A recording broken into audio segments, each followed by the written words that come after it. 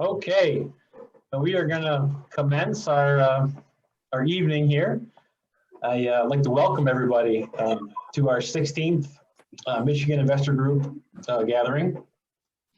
And I just want to thank you for joining us, and it's nice to see, some of your names and faces. Tonight, we're going to be learning about going from being a full-time engineer, full-time professional in the W-2 world, to becoming a full-time real estate investor. And we're fortunate enough to have Lane Kawaoka with us tonight. And I believe we'll come away with some enlightened perspective on investing and lifestyle, taxes, and other topics. I'm looking forward to it, and I'm also looking forward to our Q&A a little later. First off, just our agenda for the evening. I'm going to announce our next MIG meeting, which is going to be June 16th, so just a few weeks away. And then I have a book I'd like to recommend. And then I'll give Lane a little introduction, and then let Lane present, and then we'll have a Q&A. And, like usual, our goal is to, have this wrapped up by 8 p.m.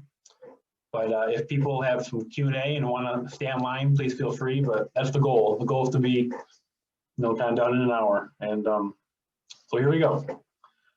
All right. So on Wednesday, June 16th, we're going to try something different, kind of unique. We're going to have Jeff Cook come back. I remember, if you remember, Jeff Cook presented last November about the mobile home park fund that he was launching. And I think this is a unique time to have him come back, because now he's at the tail end of the fundraising spectrum. So they've raised 85 or 90% of the $20 million of equity. And now we're going to have a chance to hear from him again and talk about the actual assets they purchased and how things are going. And maybe some people will have an opportunity or might reconsider after being able to see what they're actually doing now, not just talking about it beforehand. So that'll be June 16th, Wednesday night, and of course I'll get more information out.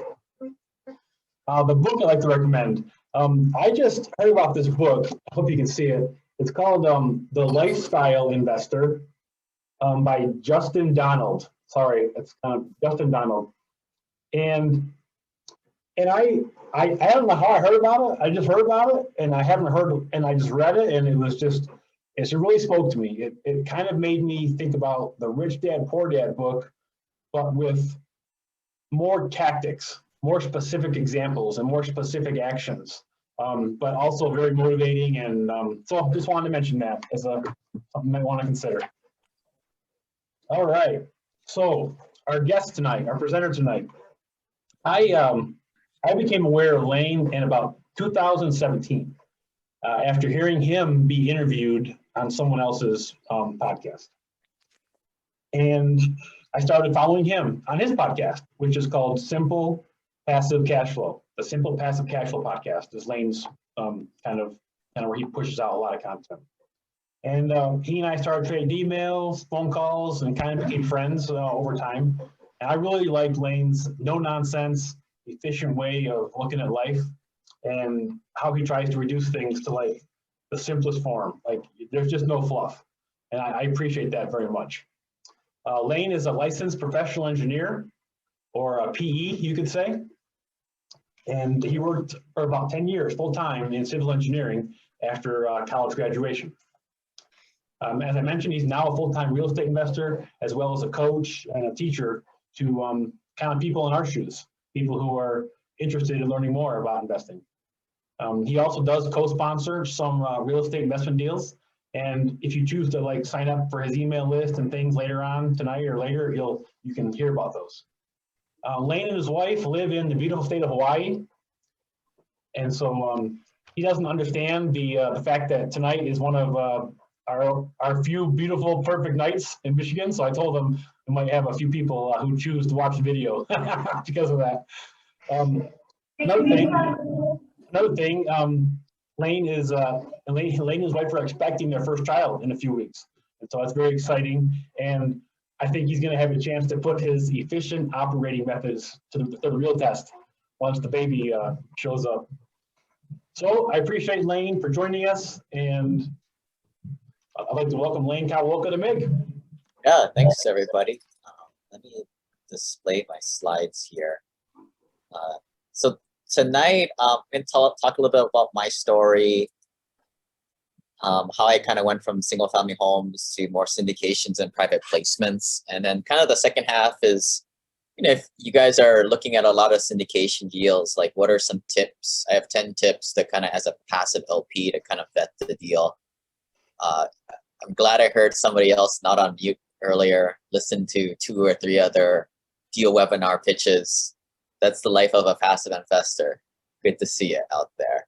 But I personally don't own any stocks anymore because I'm just tired of the ups and downs and fake assets. And I like to invest less as a retail investor. Retail investments are like mutual funds, REITs, where there's just a lot of fees taken out by the folks at the top. And I like to invest directly with the sponsor and cut out all the middlemen, essentially. A little bit of background on kind of where I'm at today. I'm the lead syndicator at the Wheel Deal Pipeline Club. Acquired over $60 million of real estate. Now just acquired a 300-unit apartment complex in Houston. So it should be $70 million of equity within our group. 4,800 rental units is what we control right now. My professional resume, a couple engineering degrees, and I began my career working for the railroad. 2007 is when I graduated, eventually moved more into project management, more of a desk job, leading construction projects. Moved back to Hawaii, stopped working for private companies and went more for quality of life. We can kind of talk about that more if you guys have questions about that. But I started to work for the government, started to cruise a little bit more, push the real estate investing more. But then in 2019, I retired from my engineering job to kind of focus on investing and leading deals myself. A little bit more personal stuff about me here. I'm really cheap. My first 5-6 years out of college, I was saving like 70, 100 grand a year, income minus expenses. And that's really the secret to this stuff, is like how much money can you save to put to investments? So I do things like take a shower at work and things I don't do today, obviously, because I value my time more than money. But these are some of the things I would kind of play around and do. If you want to see my entire list of these type of nonsense things, simplepassivecashflow.com/cheapo, because I call myself a recovering cheapo. But here's how I did it. I grew up in Hawaii. 2003, I moved up to Seattle to go to University of Washington to get that engineering degree because that's everybody said I should do, because I happened to be good at math and science. That was what I call the linear path that I think a lot of people in my tribe, I think, you're kind of taught to go to school, study hard, it becomes your identity. But then you find this real estate investing stuff, and you quickly realize that it's maybe not the quick way, but it's the sure way out of the rat race. So in 2007, I bought my first property, but in 2009, I began investing. Or 2007, I graduated college, so it took me a couple years to save up for a down payment to buy my first rental property. And that's where I got the taste of cash flow. And for a while there, it was just like a lot of beer money at the time, because this was when I was in my early 20s. But then after a few weeks of pondering, I realized that this is my ticket out of the rat race. If I just kept on buying more and more properties. And I didn't like my job originally. I was a construction supervisor. It's not a fun life at all. And so I bought a few more properties in Seattle, but in 2012, you guys probably don't, this is not a big thing where you guys are at, but in Seattle, California, a lot of places where my investors are at, you're just unable to find properties that make any sense from a rental value perspective. So I went out of state, started investing in Birmingham, Atlanta, Indianapolis, and all those turnkey rentals you guys hear about a lot, which I still think is a great way to get started. 2015, I had 11 of those things. And this is when I really started to kind of get out of my shell. Up to this point, I'm just an introverted engineer. And I kind of just did things all by myself. started to join different masterminds, and more importantly, get around other pure passive accredited investors, guys like David. And this is where I kind of found that sophisticated high net worth investors don't buy rental properties; they invest in private placements because of they're able to diversify, not having debt in their name, and little to no like legal liability as a passive LP. And here's kind of how my finances, how it kind of worked. And if you guys, this is like a Sankey diagram. You guys can Google this, and there's like things online where you can make it. And if you're trying to translate or communicate this stuff to your spouse, I think this is a great tool to do it.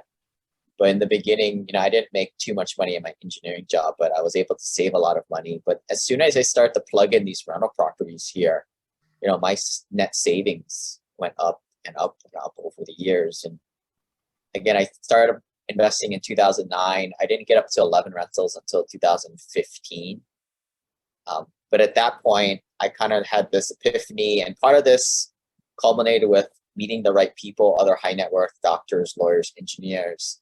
And you do the math at a measly $300 per property. Yeah, I was cash flowing a few $1,000s per month, but that's nowhere near what you need. And then now I was running into all these types of problems. Here was kind of one of my videos that I did of a reaction video of a tenant moved out. And I think this was like a $10,000, $20,000 repair.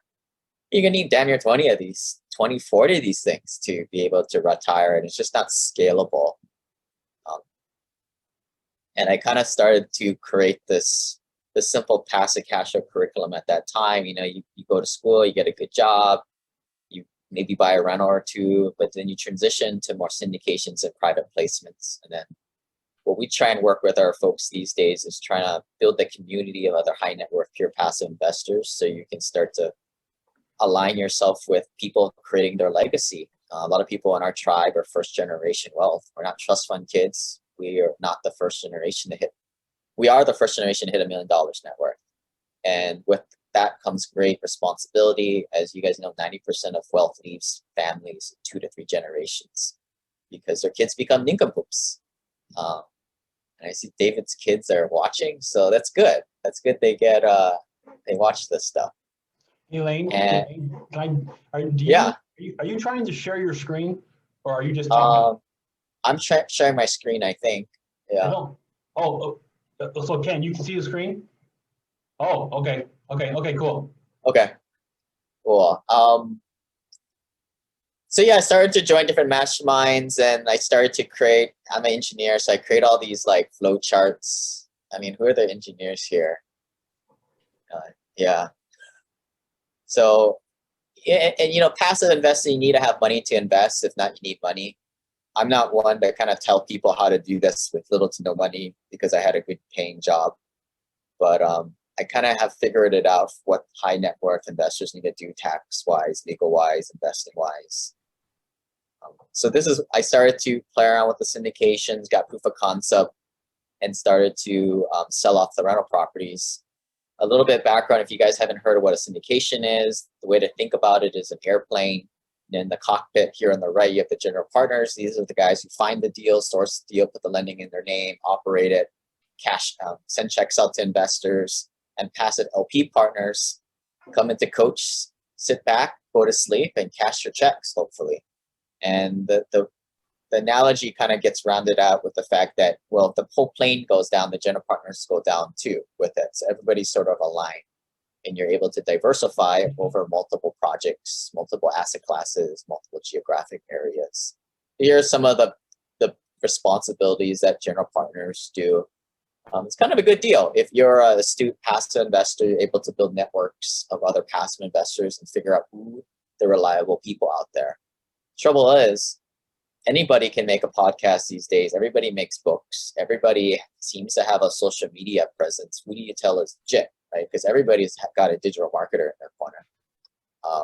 So what I say is get educated, learn about some of these tips that I'll kind of talk about starting out here, and then parlay that into building relationships, real organic relationships with other pure passive investors, because that's where you're going to find out who to invest with and more importantly, who to stay away from. For those of you guys who are investing in passive or private money lending, you know, you lend money to a flipper. I honestly don't know why anybody does that. You got huge sums of money with them. It's ordinary income. We'll kind of talk about the taxes here in a little bit. But as investors, I want equity. I want a piece of the upside. I'm willing to take a little bit of risk to get that, as opposed to a debt investor. Some people think that they can do it themselves. They buy a few rental properties. The only reason why I just didn't become a pure passive investor is because I happened to meet the right people at the right time, and we teamed up. And one thing I was really horrible at is dealing with brokers. I don't like to kiss brokers' butts. I'm just not good at that. I don't enjoy it. And brokers control deals. You're not going to mail some yellow letters to an apartment owner and have them sell your building. All the gurus teach it. It doesn't work. But yeah, I mean, at some point you have to learn. You have to learn to become a passive investor, as all roads lead to passive investing.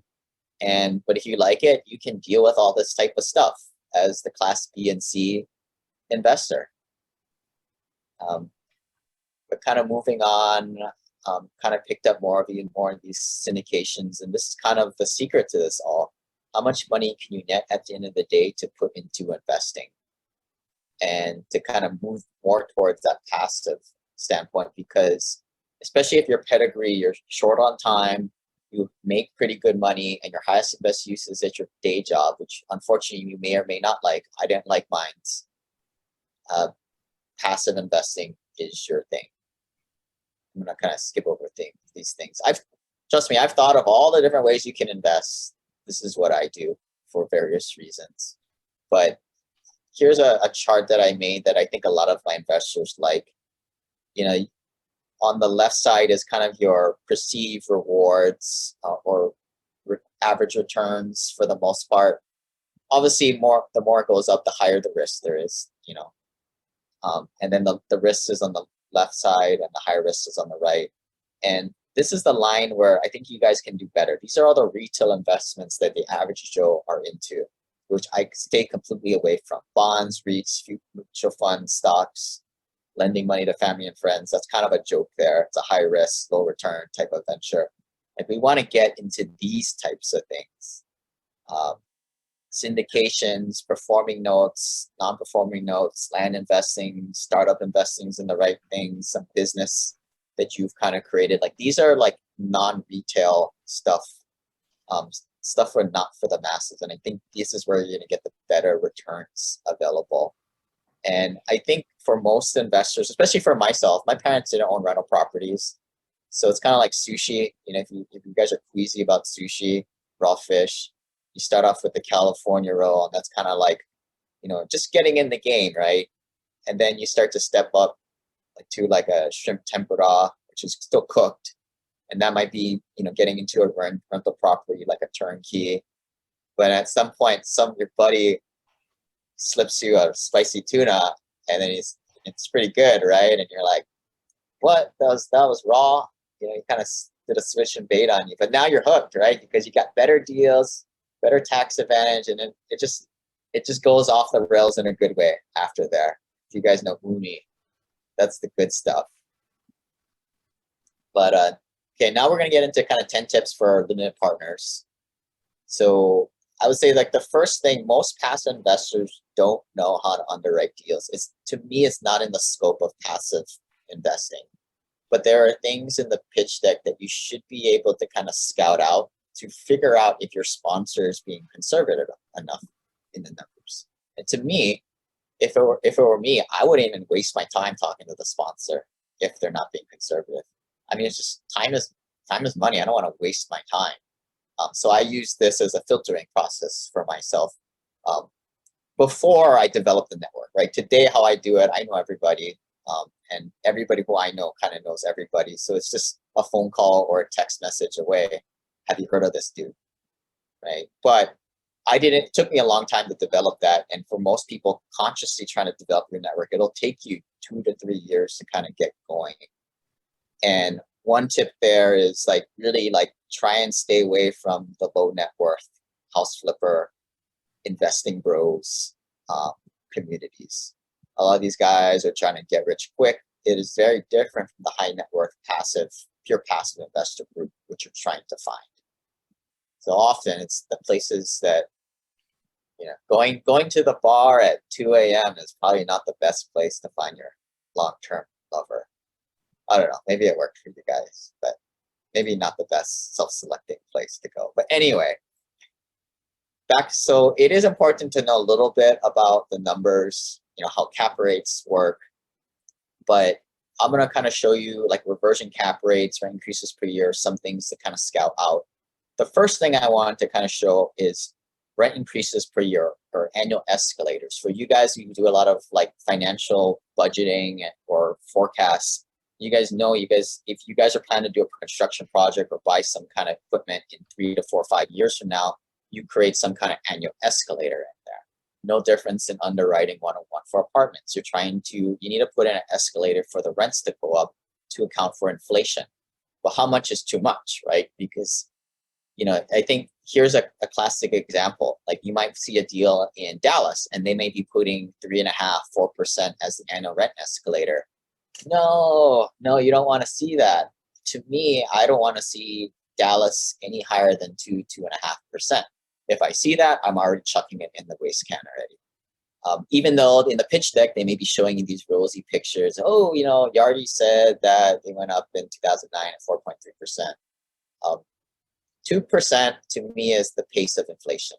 So I'd use that in a good market. In a not so good market, like just picking one out of the blue, like a Jackson, Mississippi, maybe I might use like a 1.5% annual rent increase escalator there. So something to be aware of. Most times, the sponsor will not give you this stuff because they don't want you to look at this stuff. They want you to be a lazy passive investor. But Mr. Lazy Passive Investor and Mrs. Lazy Passive Investor, these are the things you should be looking out for. So most times they won't tell you that. They won't tell you what the annual escalators are. So you're going to have to go do some digging. One way of doing it is, sometimes they'll give you this little P&L pro forma.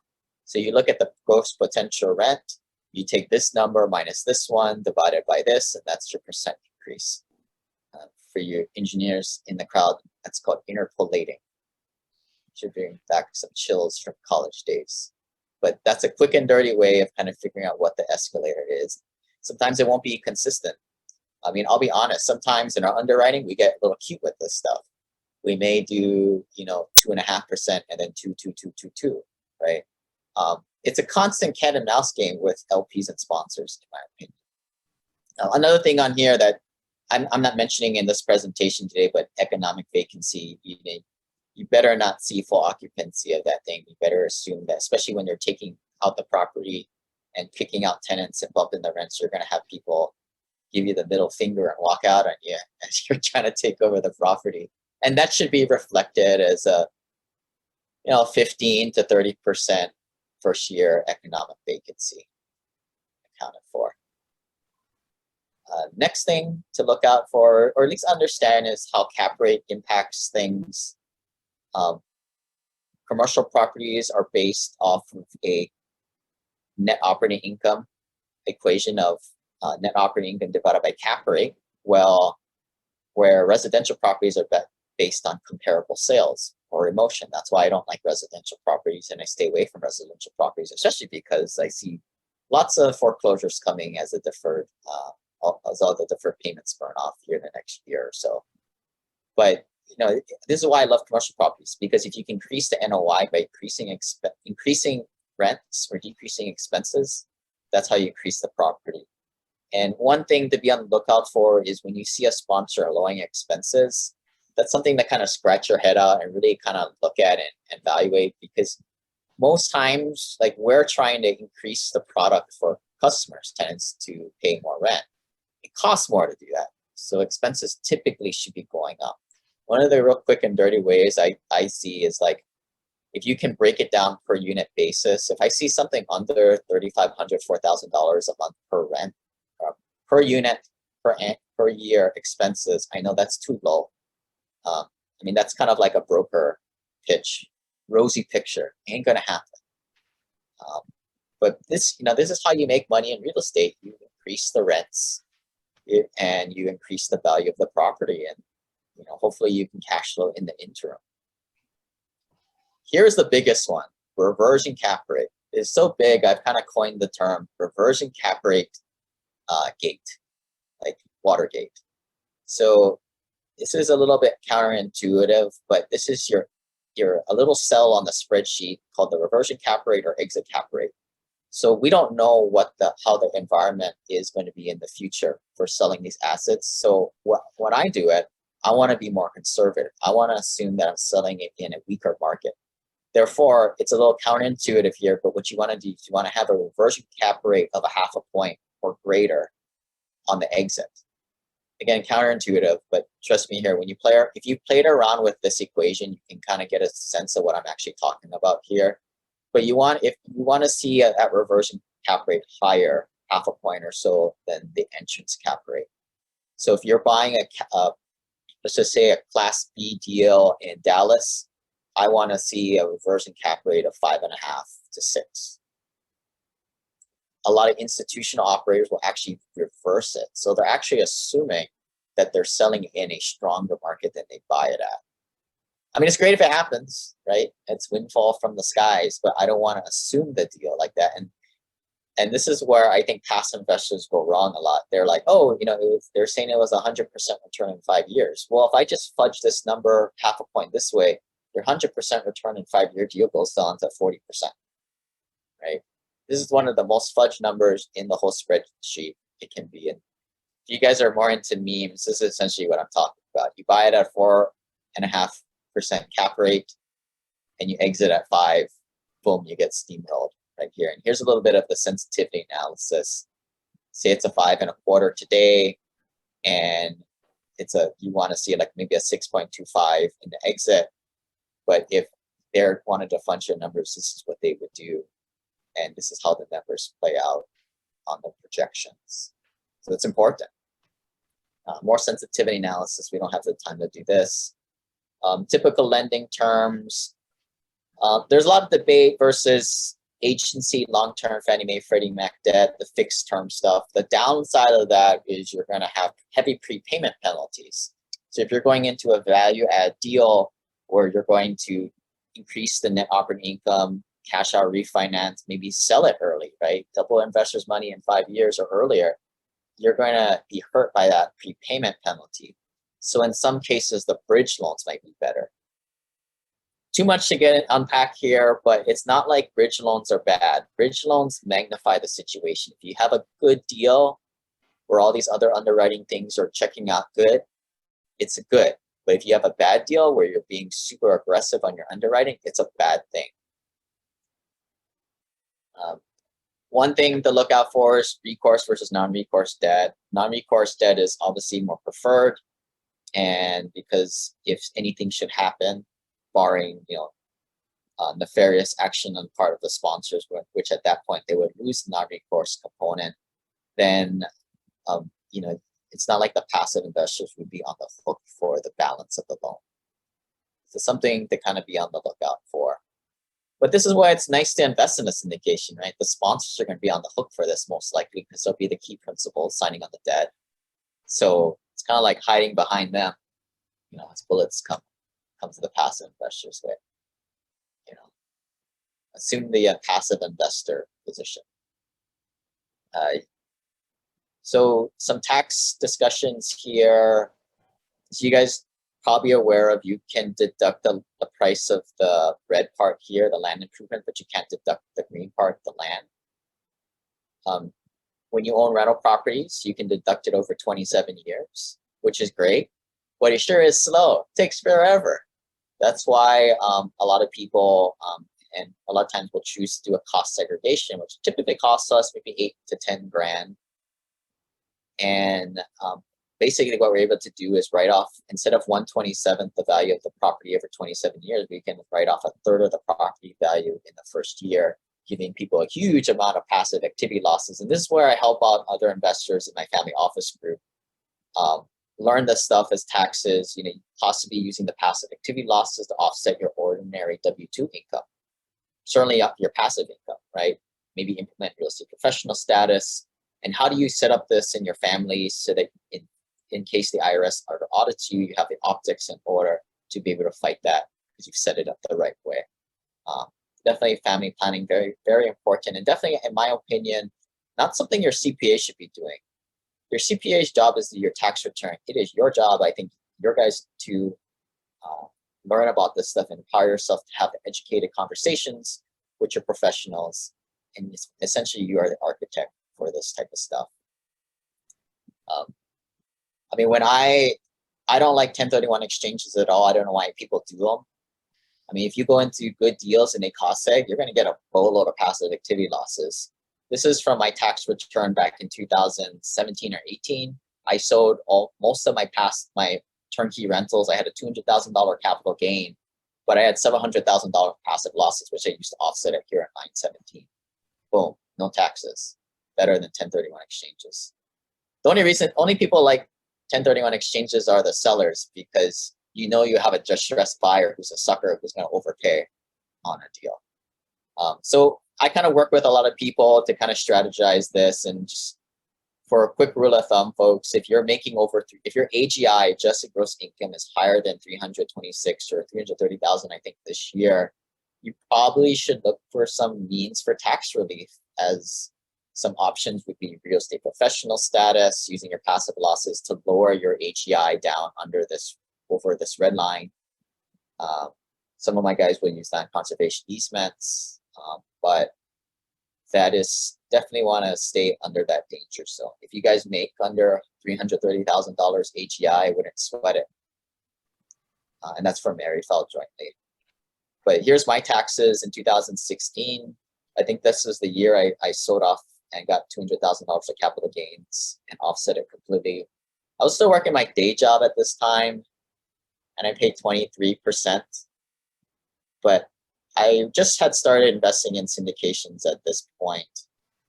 For some of you lower AGI folks, under $100,000 AGI, you guys need to be aware of being able to use up to $25,000 of passive activity losses to lower your AGI, as I did in this year. 2018, I paid 4.2%. I paid $5,700 in taxes because I started to implement this stuff the wealthy do. This past year, I paid zero. It was kind of a joke. I made $25,000 on paper, paid no taxes. And this is how it is for a passive investor who's doing it the right way. Yeah, so some are forms that we will teach people how to do. But going back to being a passive investor, I think look at it from the big point of view. Are you investing in a good area? Is there a good business plan to bump the rents up? Understanding, here are some tools that you guys can look at and some things to kind of look at in the deal. Are you investing in a tertiary market? Like, I personally don't like, I think you hear a lot of things about Boise, Idaho. It's a small market. It's a small tertiary market. It's not a major market at all. I might still invest in it though, because I don't know, I have enough cash flow where I can take some moonshots here and there. And I think that's the progression of a passive investor. In the beginning, don't take chances. Just invest off the major markets and get cash flow. But once you have cash flow and you don't need it to put food on the table, that's when you open it up and start to invest in Dogecoin. Just kidding. Don't invest in that nonsense. But yeah, understanding the business plans. I like Class B these days. We used to do a lot of Class C stuff, but that was just because we didn't have the ability to get after the nicer assets. And Class C deals are a real pain. It may not matter for you guys, LPs, makes no difference to you guys, but as an operator, the Class C stuff is harder to deal with. Collections are difficult. You can make more money though in it, without a doubt. But I think this is why we invest in workforce housing, because in a recession, everybody slides over. The A's move to B's, the B's move to C's. Technically, we didn't see this in the pandemic because the A's were really not really touched at all, and people didn't move out. But yeah, we'll be ready for the next recession.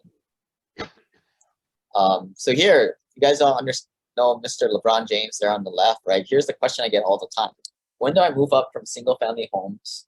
I might have a few rentals. I might have a couple dozen rentals, but when do I move up to the syndications and private placements? When I go from the MBA or from high school to MBA. The guy there on the left is Lenny Cook. You probably don't remember him because he did this all the wrong way. So it's all like, at what point do you make the jump to the big stuff? And it is a big change because you're not talking to brokers, lenders, property managers. You're leaving all those trade people behind, the blue collar folks on your team.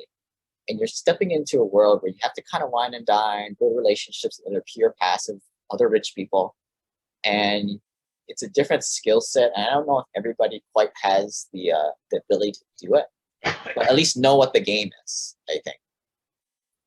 I have a little chart here on the left side at what point liquidity and cash flow per year that you should probably think to getting rid of direct ownership and rental properties and going more to syndications. But in our group, we joke and laugh all the time. It's like, really, if your net worth is over, if you're an accredited investor, tell me, I challenge you guys, can you tell me any good reason why you would want to own any rental properties? Really? So here's some, a big mistake I see unsophisticated investors do is they look at the sponsor splits first. Here on the right, here's some examples. And I tell people, don't look at the splits. The splits really have nothing to do with it. Look at the deal. Is it a good business plan? Are the numbers conservative? What is the erosion cap rate? What is earning increases per year? What is the full occupancy? What are they assuming for first year economic vacancy? Because that's the deal. Who cares if you're getting a 90-10 split on something that doesn't make money in the first place? Like, evaluate the deal. But I don't know what it is. Like some guys, they have scarcity mindset. They're always like, no, I want to have 90-10. Ooh, 60-40. The sponsor's getting too greedy. You know, that's nonsense. Look at the deal. Look at this stuff on the left, and secondly, look at the deal. But to me, this type of investing is the holistic way to build wealth. When you invest in syndications, you diversify over different needs and operators, different asset classes. I know David does a lot of mobile home parks, self-storage. I haven't found the really good folks to work with yet with that, assisted living, apartments. Like, I think it's cool to like diversify over different asset classes. One mistake I see is people just go spread it all over without learning one asset class first. I think that's a common mistake.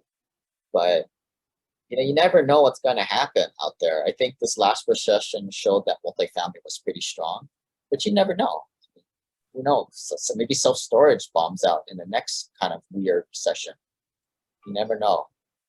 You can geographically diversify and then different business plans. And another rule is like never invest more than 5% of your net worth into any one deal. And that's harder when your net worth is under $1 million, $2 million.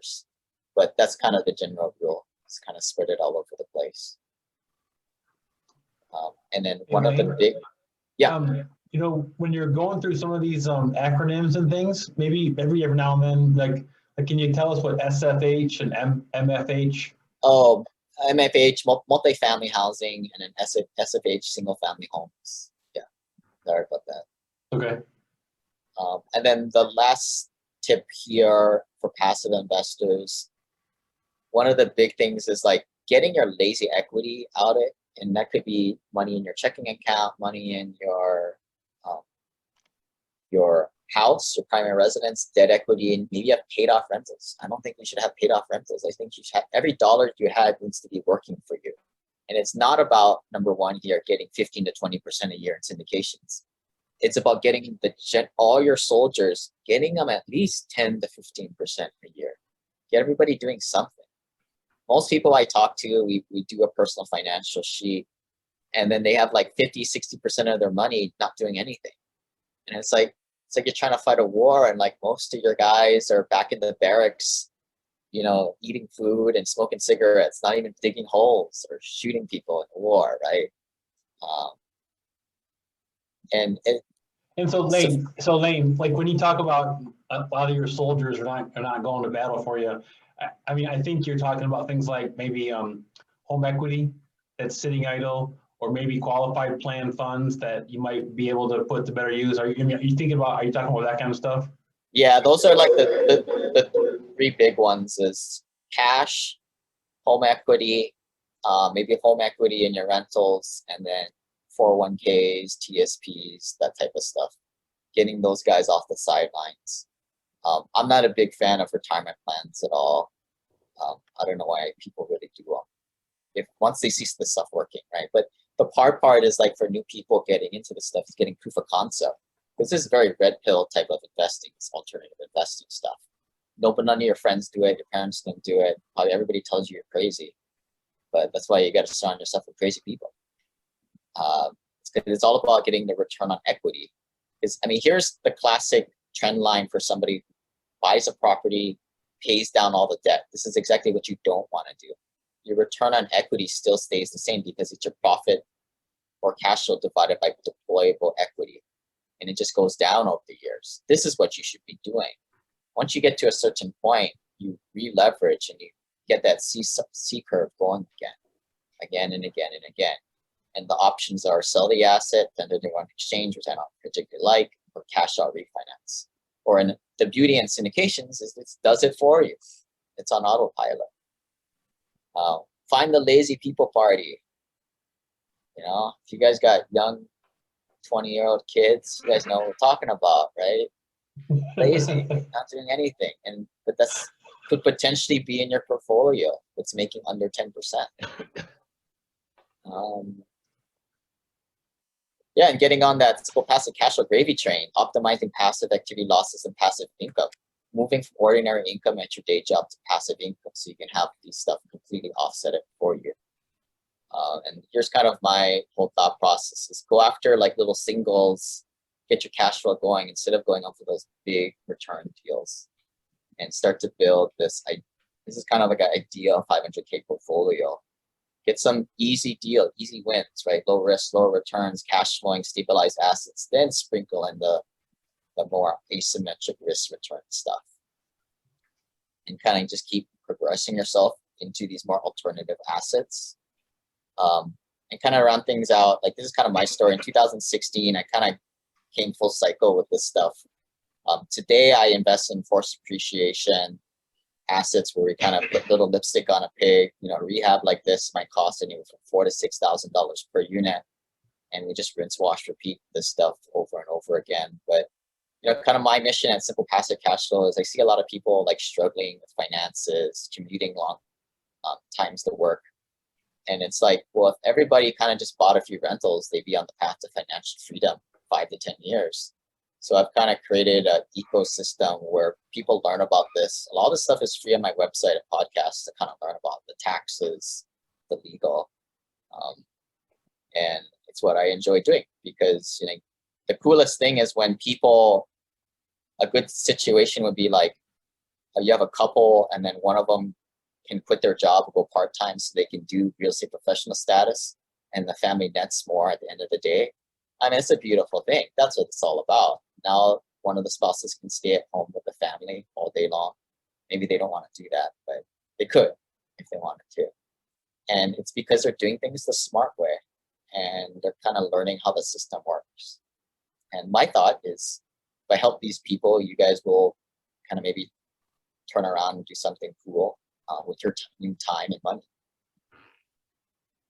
But any questions or anything? So Lane, you touched on this a little bit, but I want people to know that if, you kind of move pretty fast through a lot of your presentation, which is fine, but you have a lot of content, like you mentioned, like if people want to visit some of your, maybe you could share with us maybe some places to find, like, could you probably have like an article on, the 20 or 30 things you talked about today. You probably have a specific article that people could take their time and read and go through, right? Yeah, so for people that are lower net worth trying to get started, I would suggest starting out with a turnkey rental to kind of learn the business. And I think that helps you parlay into, like, you actually learn the stuff and then you can parlay that into building relationships with other pure passive investors. Because that's the big thing, is relationships with other pure passives. If you don't know anything, and even if you're a rich person, nobody cares. You add no value to other pure passive investors. So maybe buying a rental property might be your thing. But if, in my opinion, if you're an accredited investor, should kind of skip over what I call that buying a turnkey rental or investor adolescence, and maybe just go and learn about going into syndications. My guide for syndications is simplepassivecashflow.com/syndication, which is kind of my master guide to kind of learn more about this stuff. And then just get educated, you know, and then try and find other pure passive investors and learn from them. Okay. Yeah, like I mentioned, if you take the time to visit Lane's website, simplepassivecashflow.com, you know, there's a whole bunch of valuable content there, and maybe some of it you'll want to check out and get a little more detail on. Yeah, here it is. I mean, I'm like a content junkie. I'm an engineer. I'm not really good at making this stuff, but you guys can knock yourself out if you're tired and need to take a sleep pill. Just read the whole thing. Well, why don't we move into you know, a Q&A session here for a few moments. Does anybody have any questions or topics they'd like to, you know, bring up to Lane while we have him here tonight?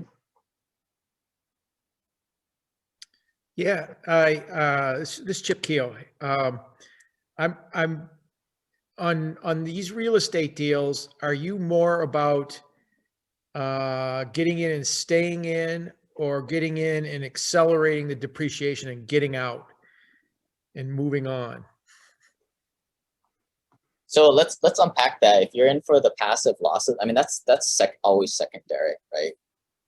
And if you're going to hold on to an asset for less than a few years, it doesn't make sense to do a cost segregation, right? Because you're going to have to recapture the depreciation, pay the capital gain in 3 to 5 years when you sell the asset, right? Mm-hmm. So that's the tax front. But to answer your question, people ask us all the time, you know, how long we're going to be in this deal for? It's like, well, it depends, right? In the beginning, we were going into like crappier Class C assets, which are more painful. So we'd be more on the side of let's unload this, pump and dump. Let's do the business plan, get out in 3 years, and get out. But lately, we've been into better assets in better areas. So the game plan there is to refinance once most of the units have been rehabbed. So maybe get everybody's money out in year 3. And the beautiful thing about the refinance is it's not taxable for you guys, right? So at that point, you stay in the deal with equity. We keep you in with the equity for the life of the deal, the asset. And I like it that way. I mean, I'm a cash flow guy. If I can get my money out and go to infinite return scenario, I mean, that's ideal, right? But I mean, we're just trying to grow your money aggressively, but also like if anything happens in the economy and it makes sense to pull out and get out, there's multiple exit strategies so that we, you know, are safe too at the same time. So very convoluted answer there. Like it depends, right? But at the end of the day, hopefully, ideally, you're in dozens of deals at some point, right? So this stuff is popping like popcorn and just coming along in the background. And after a while, you talk to any investors who's in more than a dozen deals, they're kind of like whatever's, you know, like it doesn't really like it's just going. It's cash flowing, units are being rehabbed, and the passive investor lifestyle, you know, like this, right? Yeah, it makes a lot of sense. We have a comment kind of disagreeing on the 1031, you know, exchange being, you know, not that attractive, and I think there's all these different degrees on a spectrum, right? Of yeah. And so you know, and one of the things I mentioned about Lane is that I think you're kind of like you kind of cut to the chase. You're kind of no nonsense kind of communicator, and so you probably say some things that there's other ways to do things, but you know, you have your kind of preferred method. Yeah, I mean, I think for people who aren't in syndication deals, getting cost segregation, getting the passive activity losses, the only option you have is the 1031 exchange. And either way, they're going to take it away from you guys. They're going to start taxing stuff over $500,000 and greater. Hey, Lane, you didn't really tell us anything about kind of your role the last couple of years of becoming kind of like a co-sponsor or a co-general partner on some of these deals. You want to just tell us a little bit about that part of your last couple of years in your history? Yeah, so I have kind of two sides of my business. One is my mastermind and consulting side. And then the other side is I operate apartment complexes. We go after stabilized assets in secondary and tertiary markets, and we value add the property. So we're always kind of looking for deals. I've kind of, a lot of this is like for sponsors, when you guys look at sponsor teams, is like, where are they good at? What's their asset class? What's their business plan? And then what geographic areas are they looking for? Right? I don't think you're going to find anybody out there that does everything. Right? Go look at me, all the good markets, right? Which, by the way, the good markets are Arizona, Texas, Alabama, Georgia, Florida, the Carolinas. I would take those 6 states above all 45 of them any day of the week. But I don't think you're going to find many operators that kind of specialize in even, half of those places. So as a passive investor, it's smart to, you have to build a portfolio of who to go to. And that's what it takes time. So it sounds like you're pretty much these days you're a multifamily apartment buildings is kind of where you're putting a lot of your attention. Yeah, I mean, I operate apartments, so I eat my own cooking. So I would say 80% of my holdings are in apartment complexes. So, but I know it's smart. It's not smart not to buy your own company's stocks, right, as your retirement system. So 20% of my stuff I do diversify as a passive with other people for sure. Gotcha. So you have that list of like top 10, pieces of advice for passive investors. Do you have some examples of maybe some things that have gone wrong for you that have helped create that list? Here's the thing, like with syndication deals, to use that airplane analogy once again, like everybody like claps and yay, like close the deal, yay, but the plane takes off and flies up over the mountains and nobody knows what happens with that deal. So as a passive investor, you're not going to get in every deal or every airplane. But I would like to know, if it were me, like, am I going to an airplane that has enough gas? Or is this thing with a quarter tank taking up across the horizon? And the way to do that is, these 4 or 5 things that you're kind of spot checking in the pitch deck. Unfortunately, a lot of times it's not even in the damn thing. But you're trying to figure out, am I getting into the plane at least with enough gas? Like, I think that's kind of what a big emphasis of mine. Because unless you're able to find real golden referrals, and I call golden referrals is like people that have actually invested with these suckers in the past, right? Because you find a lot of people that are posers out there that say, oh, so-and-so is good. But you come to find out the dude's broke. He's never invested anything. He's maybe been able to sneak 25 grand into one deal because that operator was desperate for money. And this guy doesn't know. And I've lost money. My first deal I went into, I invested, I lost like 40 something grand. If you want to read the whole story, it's at simplepassivecashflow.com/fail. But I went off a referral of somebody and I come to find out the guy is just some guy who works at some random self-directed IRA company, which are kind of a dime a dozen. And I just invested with a shyster and the guy pretty much ran off with my money. And most of the syndicated deals are good. But the problem is, like, when you work with dishonest people doing nefarious things, that is where it's a landmine field out there. How do you mitigate that? Well, in my opinion, you kind of look and spot check which airplane has enough gas, and you spot check it with your network. Unfortunately, the network, you may not have that in the beginning. So you're going to have to figure out, just go into airplanes with enough gas. That's what I figure. And a pilot who has some gray hairs. Not necessarily, right? Because we call. I mean, it's a good point, right? I mean, I've done that before. Just invest with the guy with the gray hairs, but most times the guys with the gray hairs, they're newbies. Or what you're trying to look out for is sponsor creep. What sponsor creep is, once you get a sponsor who gets a big investor list, maybe has taken some deals full cycle, now they get super aggressive on their underwriting just to chug deals through because their passive investors don't know the difference. Right? It's like buying stuff at Nordstrom or Neiman Marcus. I don't buy stuff there because their stuff is overpriced. They've already built the brand, and that's good for them. But as a passive investor, I still want to go into deals that are underwritten soundly with a responsible team.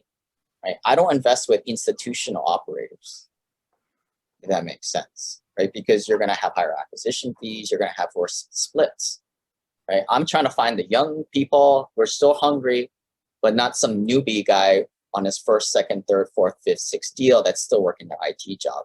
But the problem is it's hard to tell who's who. Who's the legit institutional guys? Yeah. Who's the brand newbies? Who are the guys in the middle that I want to invest with?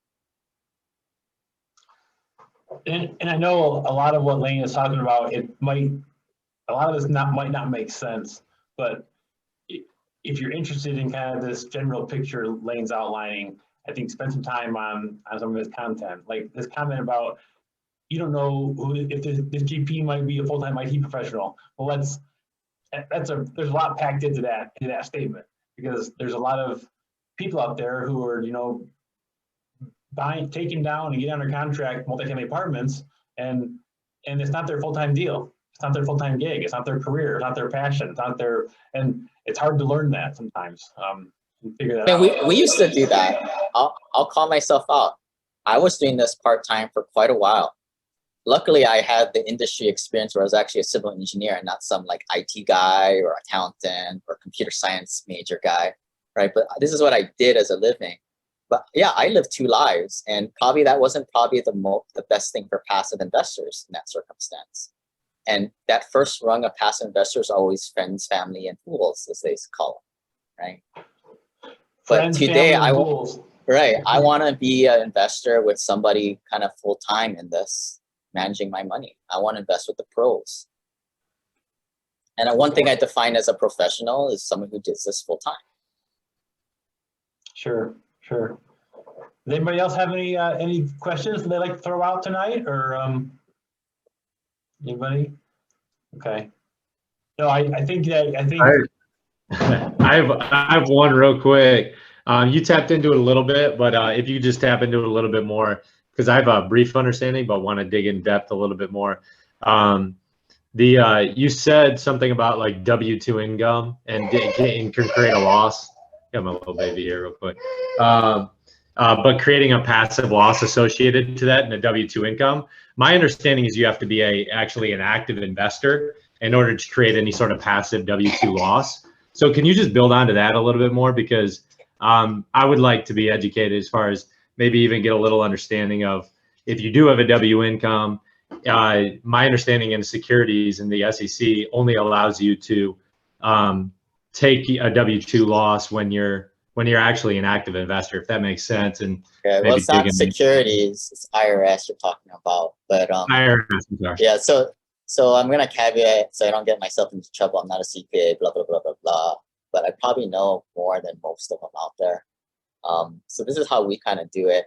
And again, this is important for you to learn, so you empower yourself to have the conversation with your CPA, because a lot of times you have to kind of bamboozle them into doing it the way you want it, right? Because they're just going to do it the easy way, conservative way. But so here's the way I kind of explain it. Like, you got to kind of learn like the terminology. You have ordinary income, which is your job, stuff like that, or 1099s. You guys do that type of stuff as contractors.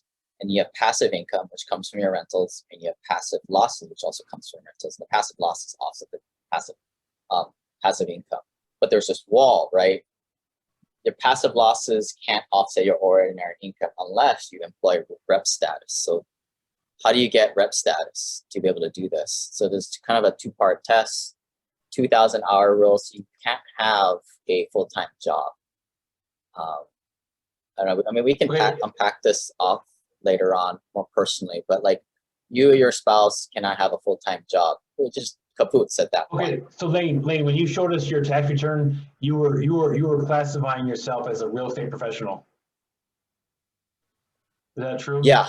Okay. Yeah. Okay. So but I'm a little bit different, because I am I'm a syndicator, so I'm like a legit rep stat. If I don't get it, I don't know who in this world is going to get it, right? But what we're trying to do, so here's a little history lesson. A long time ago, like 10 years ago, like the doctors were just getting a whimsical one rental property so they can bring their $1 million salary down to like 300.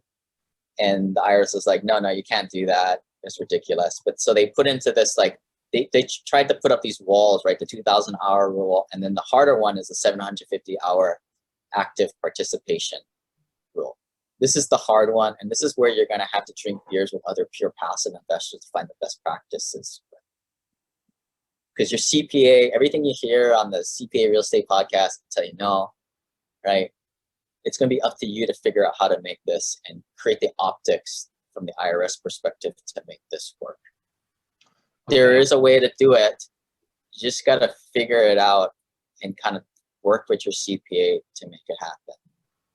Or maybe join one of your mastermind groups and spend some more time diving into these kind of concepts. Yeah, I mean, I think that's how people learn, right? Like I can tell you exactly what to do, right? If we had a private call, I can tell you exactly what to do, but it doesn't come alive until you talk to 1, 2, 3, 4, 5, 6 other couples who also kind of did it the same way, similar net worth, maybe different families. They can tell you the lessons learned, and they can tell you how they're doing it. Okay. So Lane, what's the best way for people who like say they want to you got an email address you want to share with us that we can get on your newsletter or your? Yeah, they can email address lane@simplepassivecashflow.com and check out the podcast, kind of learn more about the tribe. But yeah, I mean, like things like there, like there's a short-term rental loophole. There's ways to do it. I mean, I'll be the first one to tell you, yeah, man, it ain't gonna work, right? The situation ain't gonna work. But at least you know. I mean, another thing is like a common thing is, like I said, if your AGI is under $330,000, don't freak out. You're not paying that much taxes. Getting rep status won't even help you. Hopefully, I just save 4 people 10 hours of running around in circles right there, and that's what we do. We keep it simple. Okay, so just so everybody knows, it's 8 o'clock now, so I don't want anybody to feel like they need to hang around. But if there's more questions, I think Lane's available to stick with us. I wanted to throw out there, I know you guys I can't go through a MIG meeting without talking about mobile home parks, which I already have, and high cash value life insurance. So Lane. Oh yeah, I like this stuff too. I'm not sure Lane is as passionate about that as I am. I am. I'm super passionate too. We can talk all day about this stuff too. So Lane has been deploying the building savings and cash value life insurance probably for 4 or 5 years now. Yeah. So again, I think this is really important to talk to other pure passive investors like David, myself, or people who have done this, and don't talk to the insurance salesman because they're just trying to get you the biggest policy possible, right? For obvious reasons, because that's just commission for them. My general rule is like, if your net worth is under $1 million, don't really screw around with this type of stuff yet. Get investing first. Stop wasting your time with infinite banking. But once you got, you know where you're going to put your money, infinite banking is a great way to kind of churn your money for all the benefits you guys have kind of talked about many times. But my kind of general rule of thumb is like, take your net every year. So if you make 400 grand every year, you spend 200 and you're able to save 200 or $100,000 a year, take a third of that every year. So maybe like 50 grand and start to do like a 6-year policy. So 50, 50, 50, 50, 50, and just try it out. That's what I did when I first started. And then you build it up to a substantial level. And then you have the ability to pull out the equity or the cash value to invest in syndications. And what you're doing is you're leveling out your liquidity. Like this is I call it the opportunity fund, because syndications and private placements come out very infrequent. You find into a deal, you drain up your bank account, you find another deal, you take your wife's money, your spouse's money. And then now you have the cash value in your life insurance, right? You find another third deal, right? And that's what I call it, the opportunity fund. But so I just wanted people to hear it from another person, not just me. That it's just David's not crazy. It works. But the fees are heavy in the beginning, so don't get wrapped up in the whole insurance salesman talk, right? It's a tool. Gotcha. Anybody else have any questions for the night, or we kind of ready to sign off here? John? Okay, go ahead, John. No. I was saying thank you. Okay. It was, very interesting. Thank you. I'm saying good night. Okay. Okay. Well, I think we'll sign off then, and thank you, everyone. And I'll send the email out about the June 16th. So have a great night. Okay. Thanks, David. See ya. Bye-bye.